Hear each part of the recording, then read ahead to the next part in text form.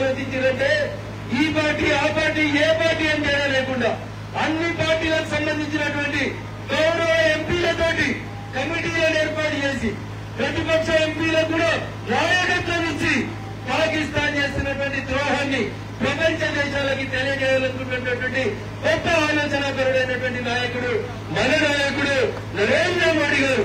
అట్లాంటి నాయకుడి నాయకత్వంలో మనమందరం కూడా ఒక పులి నాయకత్వంలో మేకలట విజృంభిస్తాయో మనమందరం కూడా అవసరం వచ్చిన రోజు ఈ దేశ రక్షణ కోసం నిలబడదామా? నిలబడదామంటే రెండు చేతులు చెప్పు. భారత్ మాతాకి చేతులు ఎత్తున్నారు, గర్వడుతున్నాయి కాదు. ఈ గడ్డ మీద పుట్టి ఈ గడ్డ సముద్రంలో ప్రతి ఒక్కరికి ఈ దేశాన్ని రక్షించుకోవాల్సిన బాధ్యత ఉంది. ఉందా? అన్న చేతులు ఉండాలందరికీ రెండు చేతులు ఎత్తుంది. భారత్ మాతాకి ఈ దేశంలో ఉండాలంటే దేశంలో ఉండాలంటే దేశంలో ఉండాలంటే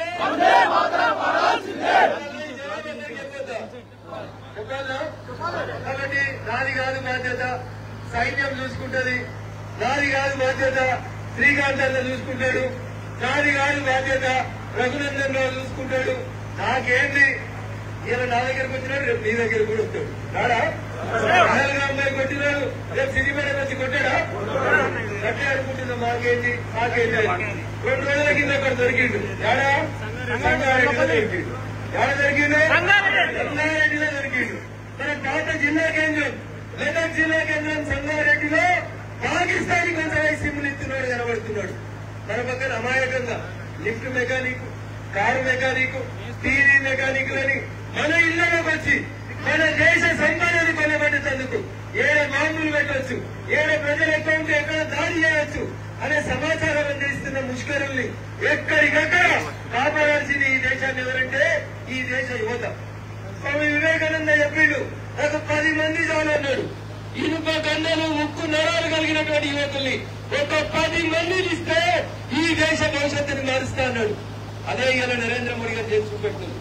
మీ అందరి ఆశీస్సులతోటి, మీ అందరి సంకల్పంతో, మీ అందరి పట్టుదలతోటి 14 రోజులు పాకిస్తాన్ తన తప్పు తెలుసుకోవాలని, తప్పును ఒప్పుకోవాలని, టెర్రరిస్ట్ అని భారతదేశానికి అప్పగించి తప్పైందని చెప్పాలని చెప్పి నరేంద్ర మోడీ గారు ఎదురు చూసి. కానీ ఉక్కతో ఎట్లుంటదన్నా? ఉక్కతో ఎట్లుంటది? ఏమైనా పాకిస్తాన్ ఇంకా దాడులు చేస్తామనేటువంటి హెచ్చరికలు పంపారు. ఏం చేయాలి? ఏం చేయాలి? కత్తిరియాలి. ఎక్కడికక్కడ కత్తిరియాల్సినటువంటి అవసరం వచ్చింది. వచ్చిందా లేదా? పుష్కరంలో ఎదుర్కోవాలా? అందుకనే ఇది అప్పటి భారతదేశం కాదు, 1940-47 మధ్యలో ఉన్న దేశం కాదు. ఈ చెంప మీద పడితే ఈ చెంప కొట్టుమని చూపించడానికి పోయి ఏం చేయమన్నాడు? నా భర్తను కాదు నన్ను కూడా వాల్చుమని ఒక ఆడబిడ్డ ధైర్యంగా తుపాకి ఎదురుందని ఏం చెప్పిండు? ఎవరికి చెప్పన్నాడు? చెప్తే ఏమొచ్చింది? చెప్తే సప్పుడు ఏడొచ్చింది? ఆడొచ్చింది. ఒక్కడే దెబ్బలో 14 మందిని కూర్చింది. ఒకటే దెబ్బకి ఎంతమంది వచ్చారు?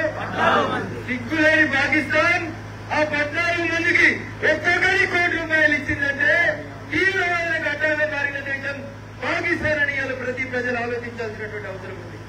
ఎవరో దేశభక్తులా? ఎందుకు ఇచ్చినారో ఒక్కొక్కరికి కోటి? అంటే మన దేశంలో అశాంతిని సృష్టించేందుకు పక్కన ఉన్నటువంటి పాకిస్తాన్ టెర్రరిస్టులకి ఒక కర్మాగారంగా మారింది. అందుకనే ఈ దేశం ఇలా మారిన దేశం.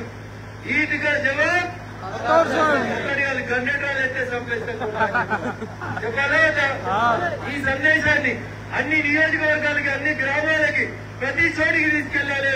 యువకులంతా చైతన్యవంతం కావాలి. 75 ఏళ్ళ నరేంద్ర మోడీ గారు ఈ దేశం కోసం అంతా శ్రమిస్తుంటే 24 గంటల్లో 18 గంటలు ఈ దేశం కోసం ఆయన ఆలోచిస్తుంటే మనం కనీసం 10 గంటలన్నా ఆలోచించాలా వద్దా?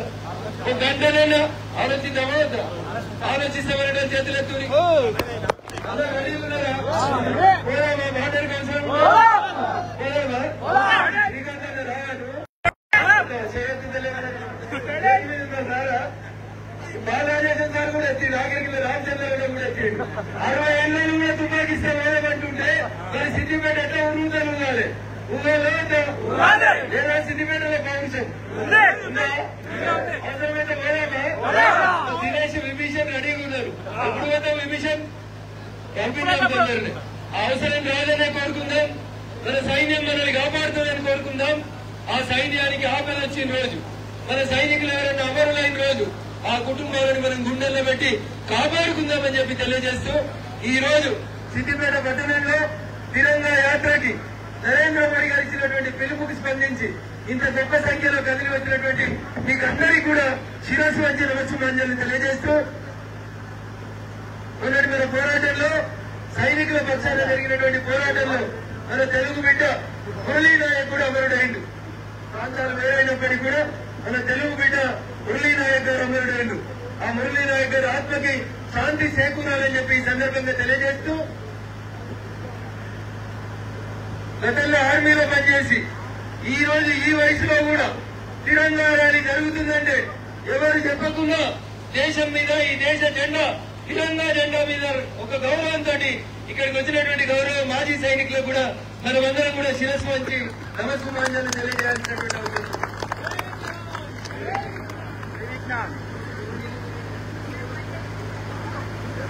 సిద్దిపేటకు చెందినటువంటి జోసెఫ్ గారు గతంలో సైన్యంలో పనిచేసి వచ్చింది.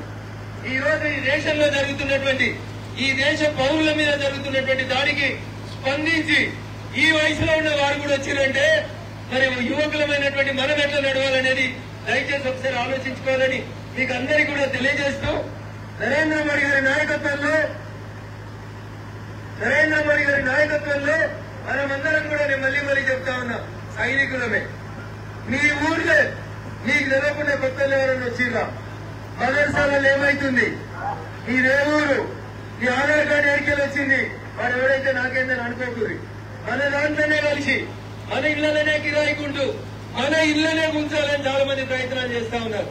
అందుకని దయచేసి మా ఊర్లో ఎవరు లేరన్నా అనుకోకూడదు. వాడు పేరు వాడు ఒరిజినల్ పేరు చెప్తలేడు, ఏదో పేరు చెప్పొచ్చి మన దగ్గర షెల్టర్ తీసుకుంటున్నాడు.